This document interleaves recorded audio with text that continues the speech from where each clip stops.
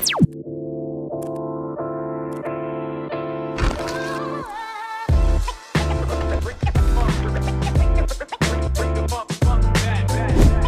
you're a startup founder from the Balkans, you'll eventually need a US company to sell into the US market, use Stripe, or raise VC money. But here's the problem. US lawyers charge between $600 and $1,000 an hour. Opening a bank account as a non-resident is a nightmare. You need a US phone number, operating address, and there are a lot of hidden costs plus lawyer lingo you can't understand. This is why we have partnered with Neobase. They are a team of Balkan founders who have been exactly where you are. They're 10 times cheaper than US lawyers, and they handle everything end to end, from the corporation, bank account setup, tax filings, and basically leaving you to focus on your own business. Head to neobase.co, book a free consultation, and mention Scale SE to get 10% discount off your LLC or C Corp setup.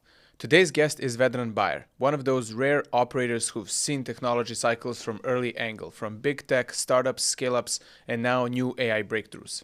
Vedran is currently the general manager of Adriatics at Wonderful.ai, where he is helping enterprises deploy deeply localized AI agents across chat, voice, and email at speeds that most corporates still think are impossible.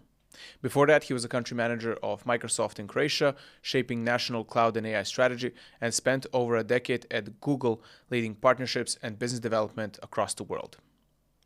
Along the way, Vedran has advised and supported startups that have collectively raised over $15 million in funding, like Treblle, Chipolo, and Typewise, staying deeply connected to founders and early-stage teams. Vedran, thanks for coming on the show. Thanks for having me.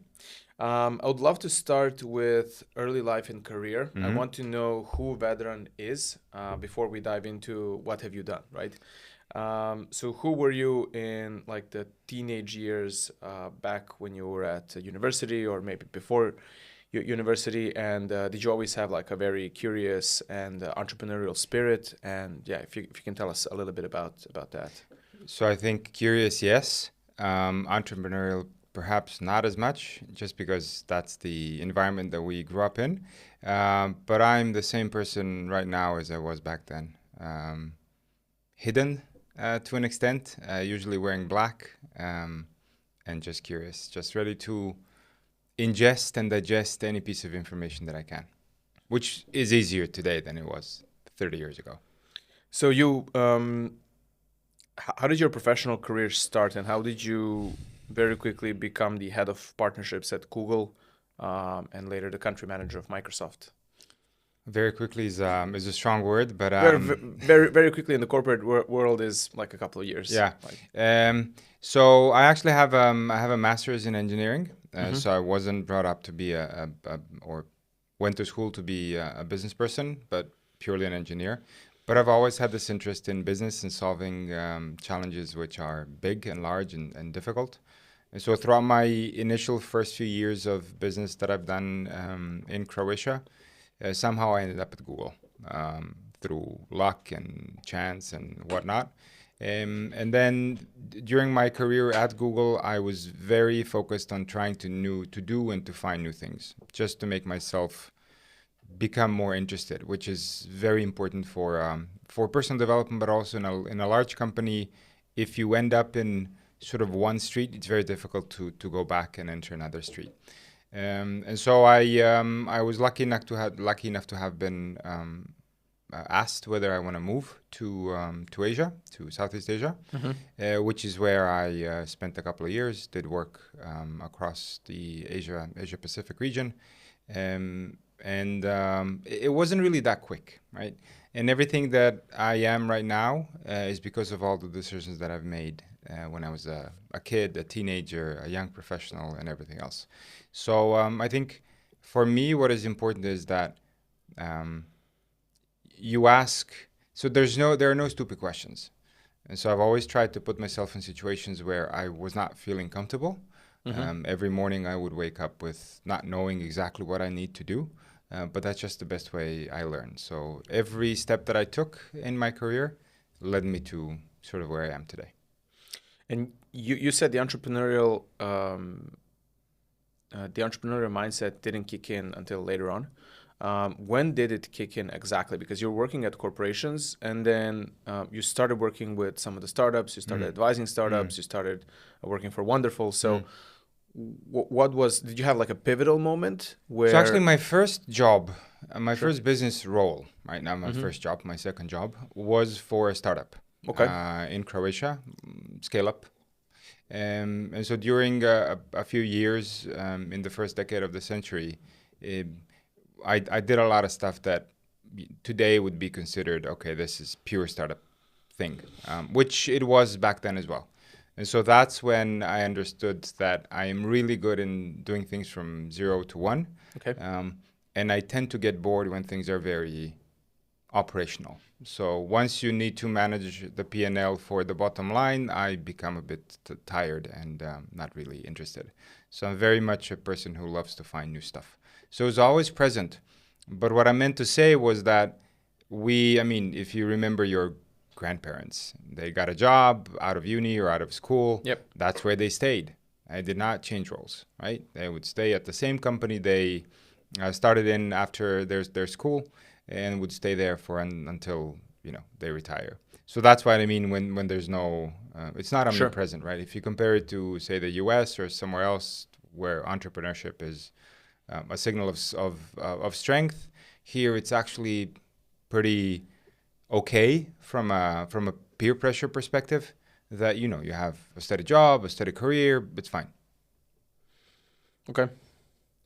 Um, so did you have a specific moment where you were like, I want to work with entrepreneurs on entrepreneurship, or was it just like your career path was more geared towards It was from my zero it to was my one? career path. So again, my role when I came out of my uni, the only thing I knew was engineering. That's what I knew. Mm-hmm. But I knew that I wanted to do business.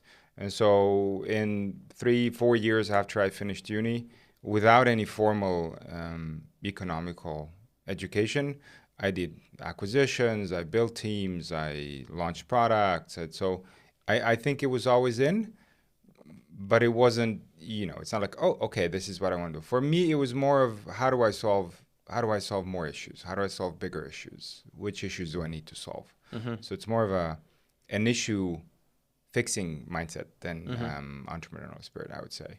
And Okay. then over time, I realized that I always say I don't have a lot of knowledge because it's really relative, but I do have a lot of experience. And as I'm very curious, I tend to ask questions from, let's call it, outside of the box.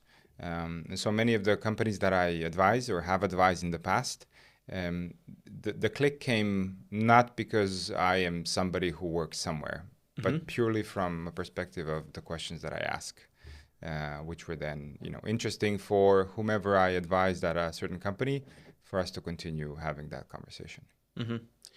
So we talked about like job stability, security. You had a pretty good job at Microsoft.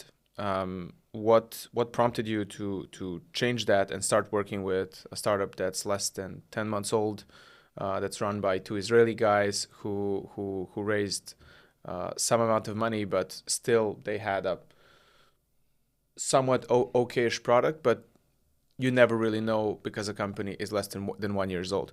How did you make that shift? Why did you make it? And So yeah, so during my corporate career at Google and then briefly at Microsoft, I feel as though I used to tell it this way.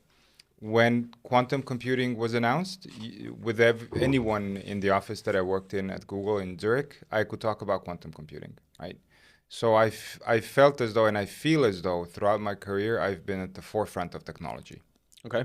I've always tested a lot of stuff at Google, hardware, software, application, services. I wanted to do everything by myself as fast as I could have. And I actually enrolled into a PhD when I left Microsoft in information science Mm-hmm. with a focus on AI. And then when I had my first initial chat with the folks at Wonderful, when they showed me the demo, it was something that I did not believe was possible. It was just that good. And again, my background is I've spent well north of a decade at the forefront of technology. And so if I know how stuff works normally and see what a team is capable of making in a matter of months, I just said, okay, this is another problem that I would love to solve. Mm-hmm. Okay. So then you switched to Wonderful. You're now head of the Adriatics. Correct. Can you tell us a little bit about your role currently at Wonderful, and can you walk us through what Wonderful actually is in very simple steps? Absolutely. So Wonderful is in essence an agentic OS. So we're a platform that does agentic AI for enterprises. Okay. We initially started, so we're 13 and a half, 14 months old. We're now a team of about 380 people in 25 countries or so. I actually don't know the exact number. And the way what we do is we solve issues that companies have. So we initially started with customer service, which is a very clear use case, and our focus is voice. So in essence, when you call a telco or a bank or an insurance company, you wait on the line for a couple of minutes, then there's an IVR and you have to press 1, 2, 3, 7, 5. So we move all of that. So that's done through decision trees and flowcharts and pre-recorded messages. What we do is we move all of that to generative AI.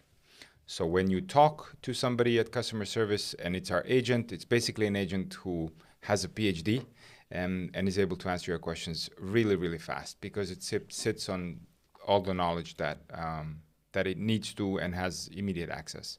Now, that was the initial use case. We focus. And that's on the local language, right? That is on any language you want. So our initial focus was customer service in non-English speaking markets. So the reason for that was, in a way, English is, from a language perspective, easier than a number of other languages, and it's also pretty crowded.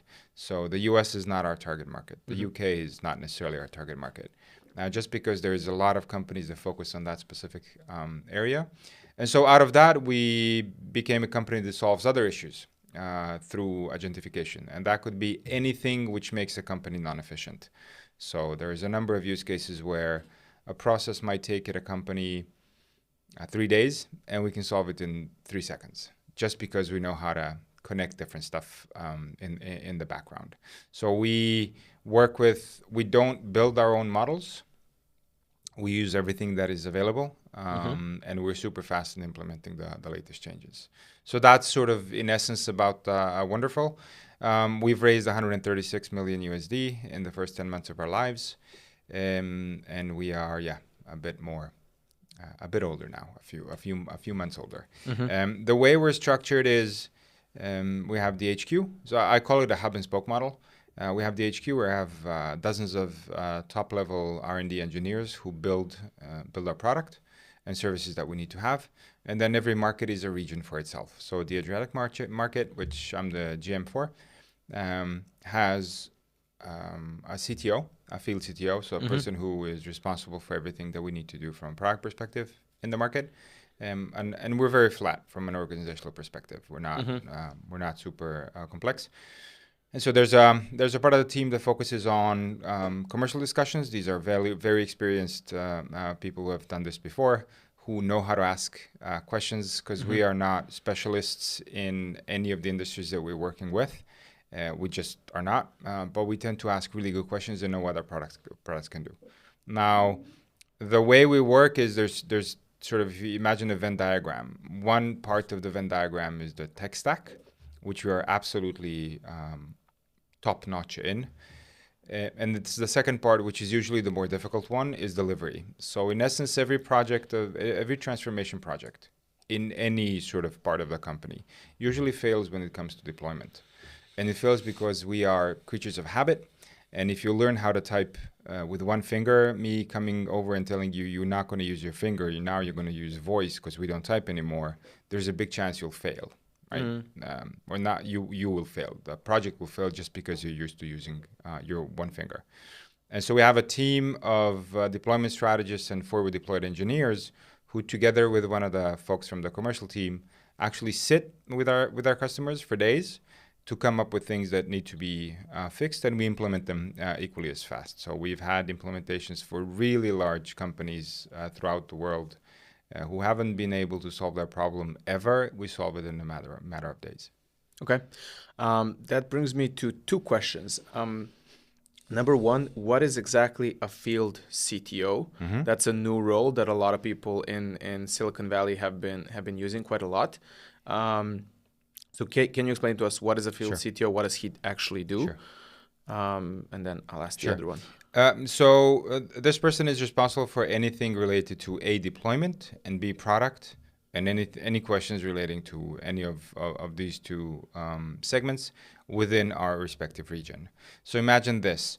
Let's say you are a company that we work with and you have a need, we have to build something. So instead of us, just as an example, instead of us shifting this request that you have for us to build for you to our HQ, we actually build it locally. So as an example, there's a lot of people in any of the countries in the Adriatic who don't speak necessarily the language, right? In Serbia, it might be 3 languages. In Croatia, it might be 7 languages. And so one of the things that we need is that the agent can immediately switch the language during the discussion. Right? So you call up an agent and the agent can recognize which language you speak, and then shifts the language. So this is a very specific need that we have.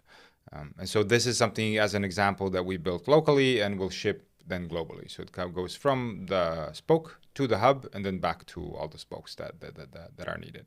So any questions related to basically anything that comes with deployment. Where do we host it? How do we host it? Information security questions, project management in terms of all the deployment folks. That this is the role of our field CTO. Okay.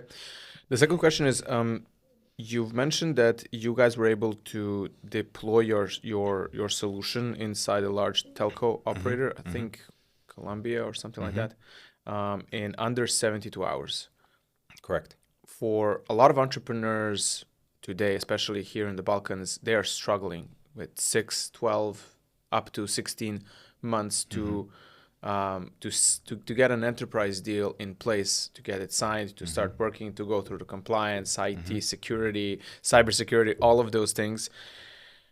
How did you guys do that in 72 hours? It's a black box. And what can startups learn from you guys? Is there a model that they can replicate for their own business? So I'll tell you a story.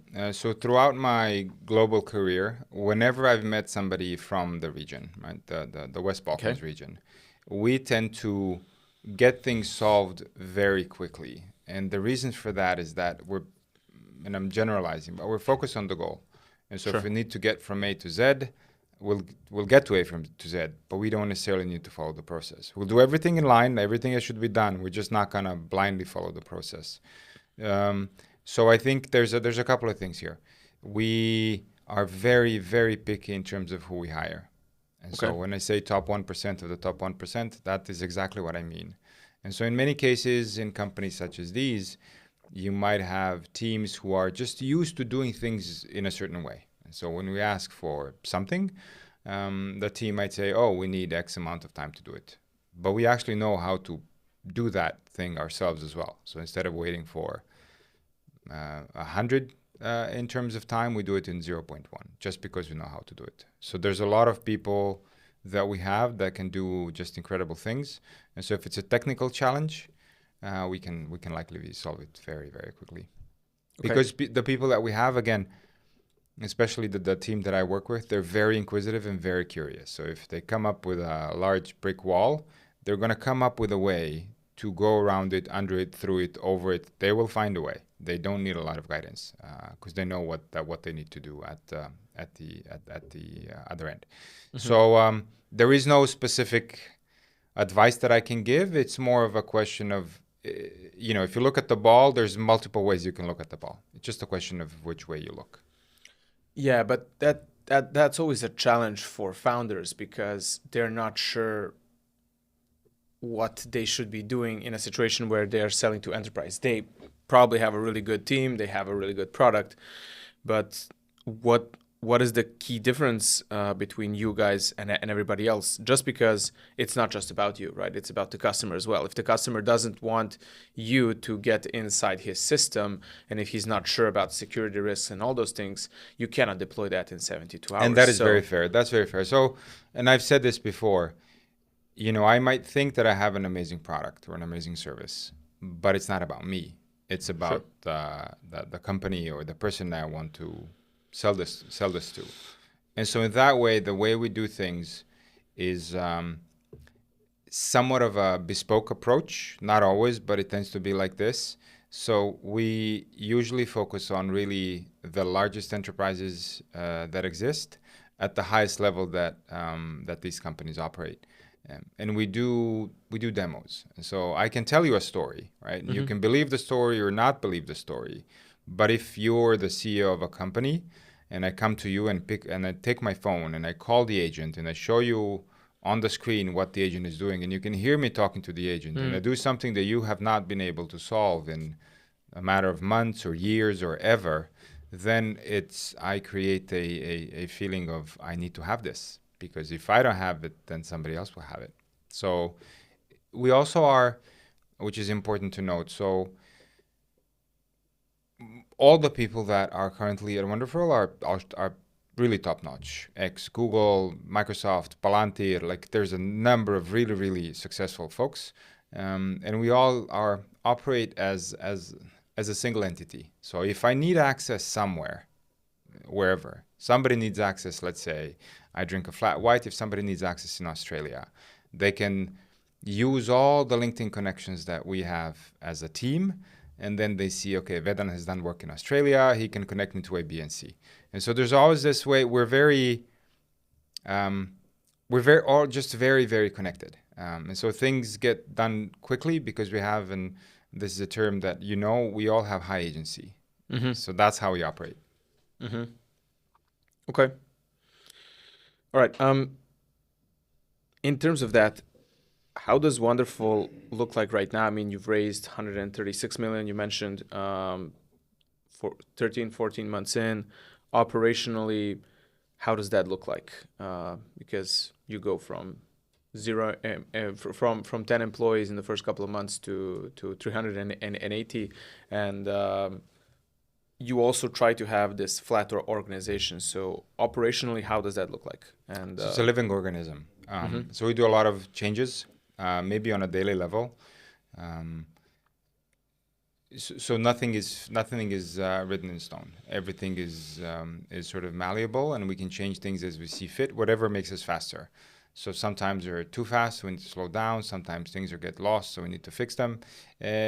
But it just works. Everybody has, as I mentioned before, has a sense of high agency, and we're all we understand that in a company this small, growing this fast with success as we have it right now, you just need to be able to, get a new piece of information and dissect it and include it into what you have, and then potentially change the vector of your approach. It's the fastest thing I've seen so far. Again, I did work at large companies, but I used to do startups before, so I grew companies to a large number of employees. But this is as fast as it gets. I've never seen anything move this fast.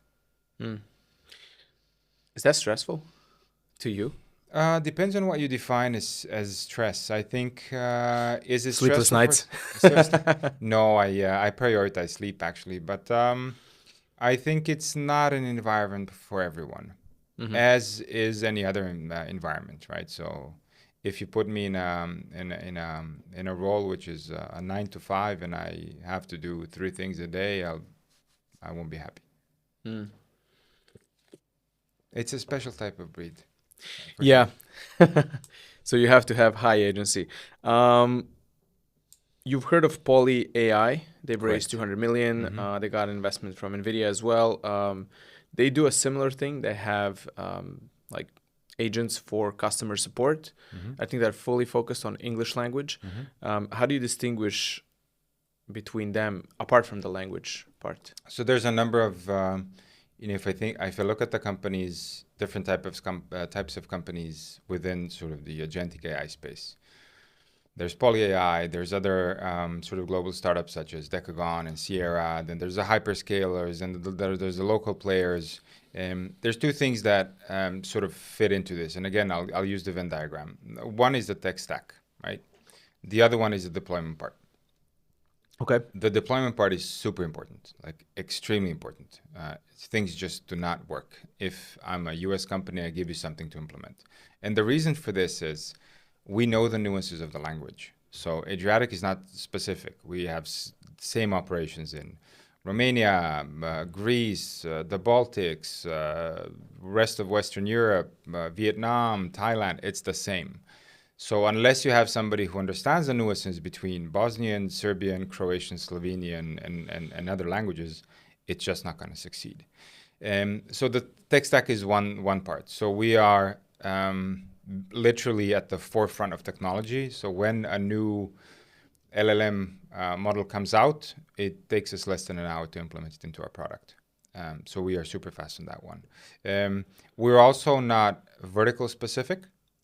We're also not use case specific, right? So we work with, logistics, hospitality, insurance, banking, telcos, utilities, whatever makes sense. Because what we have is a platform. I simplify this for myself. It's like giving you 10,000 Lego cubes. We can build whatever you want out of it. And if one part doesn't match, we'll just plug it out and put something else in. So that's sort of the story. How did the story change? And this is a question, if you know, because typically when startups start fundraising and start getting first customers, everybody tells them right off the bat, focus. We need you to focus on a niche, market a specific industry you want to target with a specific product. This sounds like it can be a $100 billion business or more, because it tackles so many critical problems for big, large enterprises. And it's basically like an operating system, as you mentioned, that can be used by any IT company in the world, right? So how did that narrative evolve? Do you know? So the company is very well connected. Bajer, our founder, had an exit before, so he has a lot of connections himself, and then other people have connections as well. The company is based, our HQ is in Tel Aviv, which is in itself a very prominent and prospective startup environment. And there's a lot of smart people who live there. And so we do have people who ask these same questions that I told you that I asked of smaller startups. We also get asked these questions. So it's not a question of, for us, it wasn't a question of if, it was a question of when do we scale. Because if you solve something as difficult as Hebrew, again, English is a given. Okay, that's not a difficult language. But if you solve a complex problem, then and you know how you've scaled it in location A, then the rest is just a question of execution. Okay. What is the 10-year plan of Wonderful? 10-year plan. Or 5-year plan? I don't know what the 6-month plan is. All right. All right. But we are, at this speed and pace that we are moving at, it's really difficult to foresee. The company has changed tremendously, and I've only joined 5 and a bit months ago. And it feels like it's been 5 years. So, I don't know. I actually don't know. Because I've never seen, not only from a company perspective, but so I've been in technology for, maybe not professionally, but I've been following technology since I was a kid. And nothing has ever moved this fast. If I ask you or you ask me what's going to happen in a year with all the developments in AI, it's a blank piece of paper. Like nobody knows. Nobody knows. How difficult is it to maintain a product? Not knowing that in the back end you guys are using quite a lot of different LLMs like Llama, Gemini, ChatGPT, Claude, and knowing that you kind of technically rely on those much larger companies as infrastructure providers. Is that a challenge for you guys, or? No, it's actually so if you look at it again, I simplify things for myself just because I'm that type of person. So if you and I opened up a restaurant, we're not going to buy all the ingredients from one store. Right? So Maxi might have the best onions in town, but their meat, meh. Their carrots, meh. So look at it this way. So whoever is sort of, and this is again, it's not even I'm going to make sure that nothing goes bad, but it's more of a perspective of I want the best product. What do I need to do? I want the best restaurant. Where do I need to get my ingredients that I make sure that it's always up to date? So Maxi's onions are great today. Tomorrow, actually, there's a better store. We'll use the other store's onions to make our whatever we're making. So think of it that way. It's not it's actually the way we're built. Like it's not a problem whatsoever. Okay. All right. I want to move to to your part of working with startups here in the region. You're also an angel investor and an advisor to a lot of startups. So I'm just going to mention some names. Treblle, they've raised $8.4 million. Typewise, that was part of Y Combinator back in 2022. They've raised over 4.6 million. Chipolo raised 120K from Techstars back in 2019, and they're now hitting over 12 million in ARR. With all these startups, you're an advisor. Typically, advisors don't have such high success rate with the startups, especially from this region.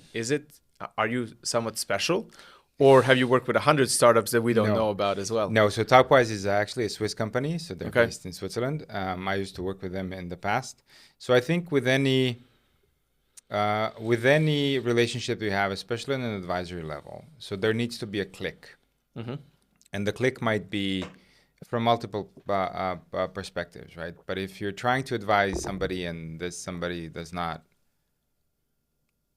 ask the right question, is not open to receiving feedback, then it does not really work. And so I approach it from a perspective of, does this make my sort of inner feeling say, yes, I want this, I want to solve this problem. So each of these companies focuses on a completely separate area, right? But with all the CEOs, I have a really, really good relationship. And it's a typical advisor relationship that I have. But I also do other things, right? So if somebody needs a coach, I'll be a coach. If you need a mentor, I'll be a mentor. So it's more of me enjoying the work that these people do and really having a good, not only relationship, but a very high opinion of people who lead these companies. That makes me, I'm very picky here. I'm not going to advise, somebody comes say, hey, would you advise me? So there needs to be interest both from the company or the person, but it needs to come from me as well. So these are all different companies in different stages of their lifetime. Yeah. I mean, Treblle does API stuff. Right? Yeah. APIs are 99% of the internet. This is super sexy for me, but for somebody else, it might be like, But Chipolo is like a hardware startup, right? Chipolo is a company that produces a key and wallet finders. They're based in Slovenia. Yeah. And their office is in an old Iskra building in Treblle. And they're an absolutely amazing bunch. And the discussions that I have with them are like they span so many things. But they're really focused. They keep their head under the radar. And they're one of the pioneers in Bluetooth finder technology. So way before AirTags. And they have amazing products. So what is the common denominator between these founders where that you saw that made you want to work with them? Because leadership, okay. How does that look like? You just feel it. You just feel it. It's just again, maybe I'm repeating myself. I think I don't have a lot of knowledge because there's so many books I haven't read. But experience-wise, you sort of understand this. There's a psychologist, Daniel Kahneman, who says there's system 1 and system 2 thinking. Some things you just know that's the way you need to do it. And it's pretty clear. It's just the Germans would say Bauchgefühl. You just feel it, right? Gut feeling. Yes. Okay. You are also like an angel investor in some of these startups. Many successful, let's say, founders, operators like yourself, don't invest in the startups here. What do you think that we can collectively do to raise the awareness of investments so that the next successful IT entrepreneur doesn't invest in real estate like everybody else, but tries to reinvest in the ecosystem? I think it's more of a VC perspective. So where the LPs come from, and I know there's a number of VC funds here in the region who are getting funds from LPs that have capital to allocate and not into real estate.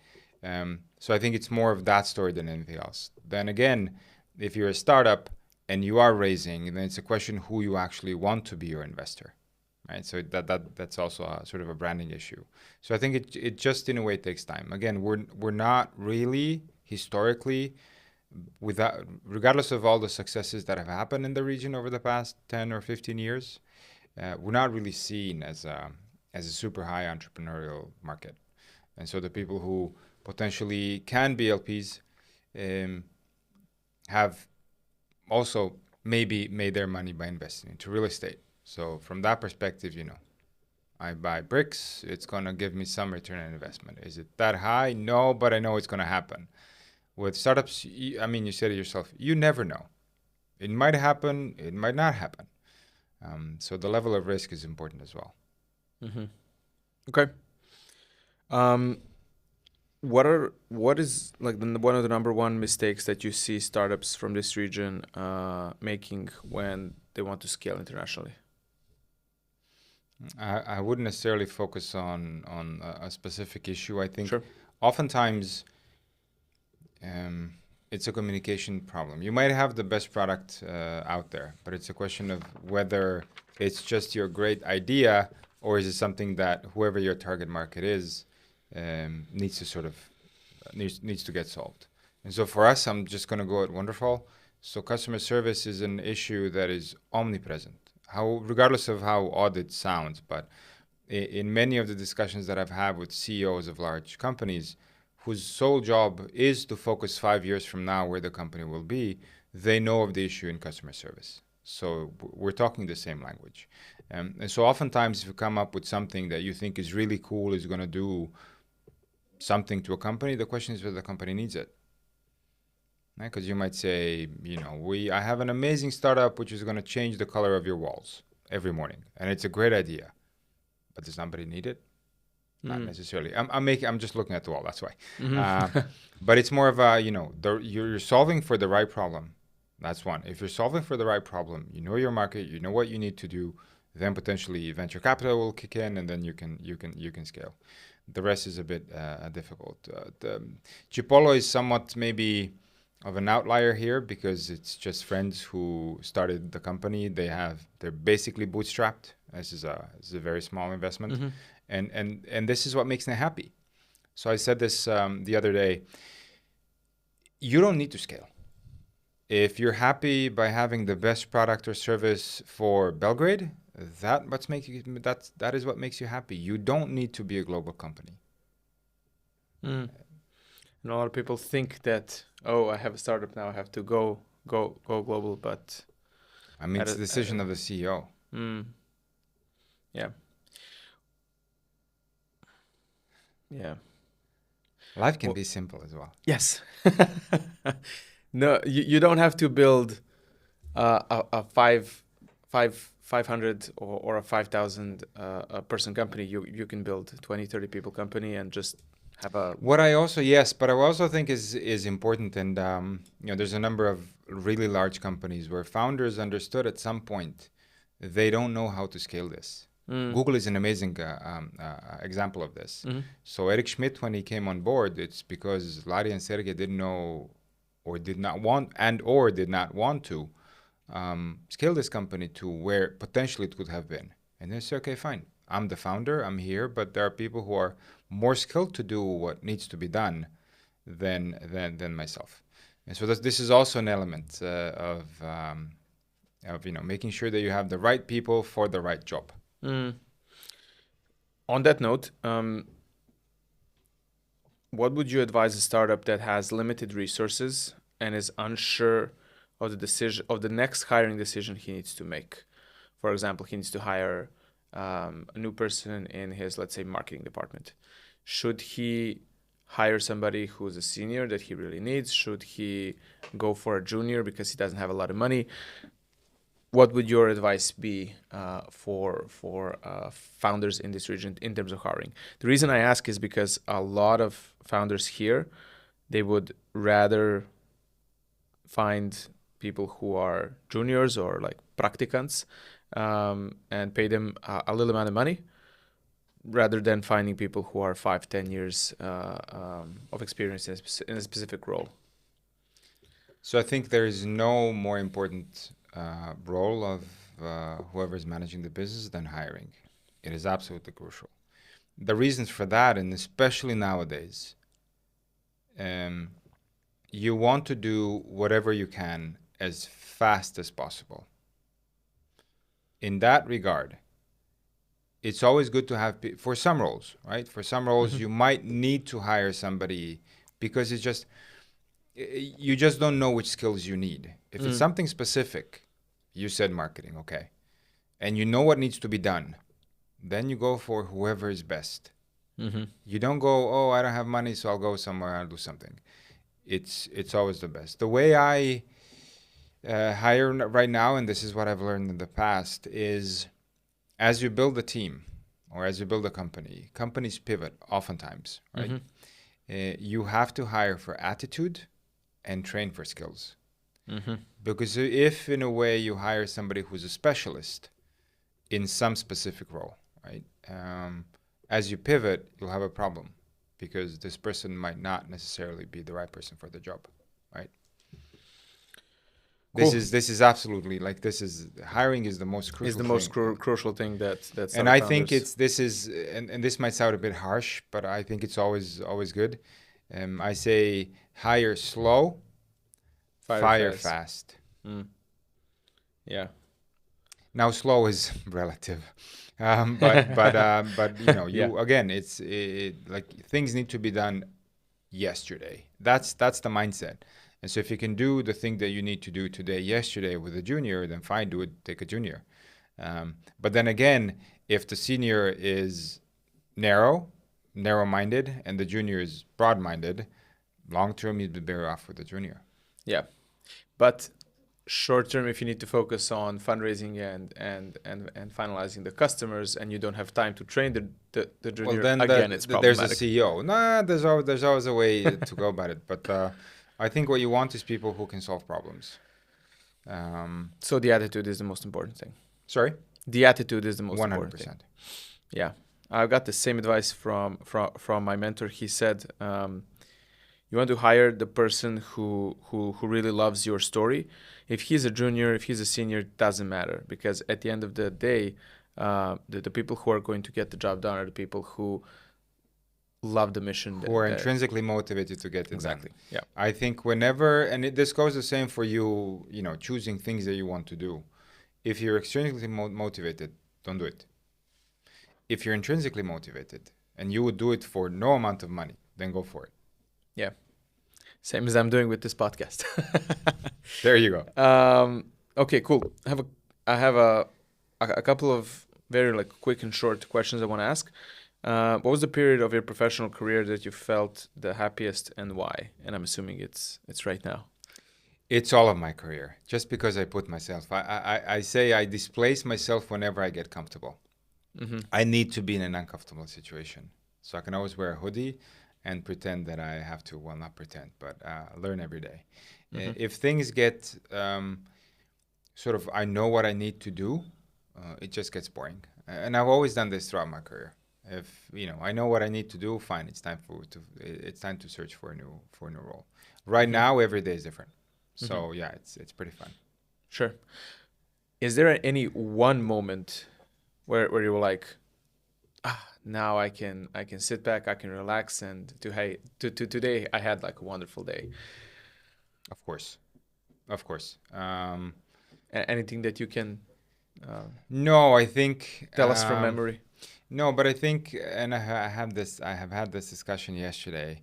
I think life doesn't start when you retire. Life is every day. And so regardless of how difficult your day might have been, enjoy it, because tomorrow is a different day and you have no idea what's going to happen. And so I think that's, we should all enjoy the small moments. We go outside and look at, not look at the sun, but look at the beautiful day and get a bit of sunshine rays on us. So I think you really need to enjoy it every day. Okay. We will, hopefully, someday. Since this podcast is focused on helping founders from this region scale internationally, and the goal of the podcast is to bring entrepreneurs from this region to talk about their stories, failures, all of those things, and shed light to the rest of the world, like what's happening here. In your view, who is one podcast guest that you can recommend that we must absolutely bring to the podcast? Oh, there's so many. This is now it's being inferred in my brain. I'll have to get back to you on that one. but there are so many great people. If you ask the CEOs of Chipolo or Treblle to come on, I think they do it via VC, but both of them are absolutely amazing folks. Okay, so CEOs of Treblle and Chipolo, you guys are next. Final question. What question have I not asked you that I definitely should have? So many. So many? No joke. So many. And no, that you don't get asked often, which I think is very important. I'm not that open for questions. I don't get a lot of questions. Nothing really comes to mind. Aha. Ok.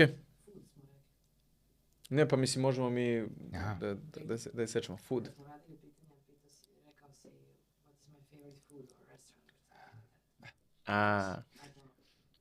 Okay. Aj ponovo.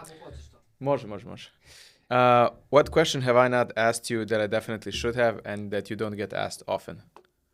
What's my favorite food? So what is your favorite food? There actually is no. Well, there's a number, but so I've lived abroad a lot, Okay. and I really love food. I'm also very specific, so I'm not a vegetable type of person. You won't see me eat a lot of vegetables, but I do. The way I do it is I will eat anything once, and if it's good, and I mean anything. So go crazy on what that means. Okay. If it's good, I will continue to eat it. If it's not good, I will not eat it anymore. So broccoli, I don't eat, and other vegetables. My favorite food is a Malay dish called nasi lemak, Okay. which means basically fatty rice. And now I'm salivating just by thinking of it. It's a very basic Malay breakfast dish. Around 1,500 to 2,000 kilocalories, but it's absolutely amazing. It's coconut rice with very spicy sambal sauce, fried anchovies, fried peanuts, and a piece of fish or chicken, all together cooked in a banana leaf. It's absolutely amazing. Ooh. And what was the worst food that you ate? Broccoli. Broccoli. No. I mean, from a craziness perspective. From a craziness perspective, I've heard there's one in I think Iceland where they eat like some pieces of a shark. Yes, I did. It's actually pretty good. Yeah. You had that? Yes. It's pretty good? Yeah. Wow. The way I approach it, again, my sort of focus is whenever I travel or wherever I travel, I eat what the locals eat. Okay. Because that's how you get to, again, it's just trying to get more experience, right? And so if, this is what the folks in Iceland ate, then I'm sure it was good. Is it something I would eat every day? No. It is a bit of an acquired taste, but yeah, I had it. Cool. All right, Vedran, thank you very much for coming to the show. Guys, watch out for the next episode where we're bringing more entrepreneurs, founders, and investors to the show.